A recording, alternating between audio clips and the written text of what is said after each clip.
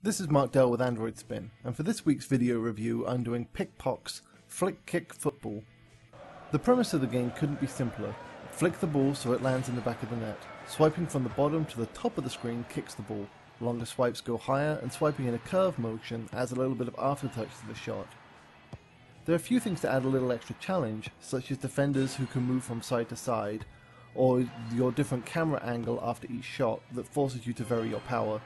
There's also an added incentive to aim around the edge of the goal mouth, as this can add extra lives or time depending on your game mode. There are three main game modes: Arcade, Bullseye, and Time Attack. Arcade gives you an unlimited time, but no lives. Extra lives are then earned by hitting the skill zone, which is the area around the goal mouth's edge. Time Attack is quite the opposite, with unlimited lives but a time limit that is also extended by hitting the skill zone.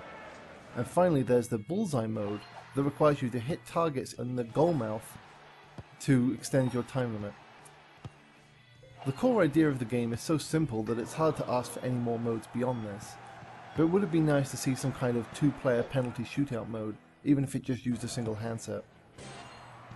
There's a great deal of style on display, both with the audio and visuals.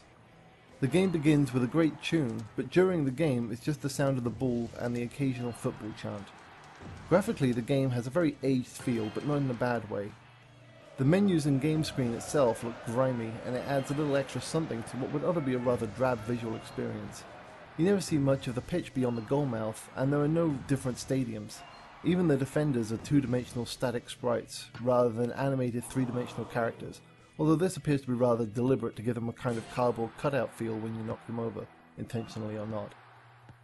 It's a basic game, but what it tries to do, it does well. And while it won't be a game that you sit down and play for hours on end, for just 99 cents, Pickpock's Flick Kick Football is great fun in short bursts that some might call digital chocolate.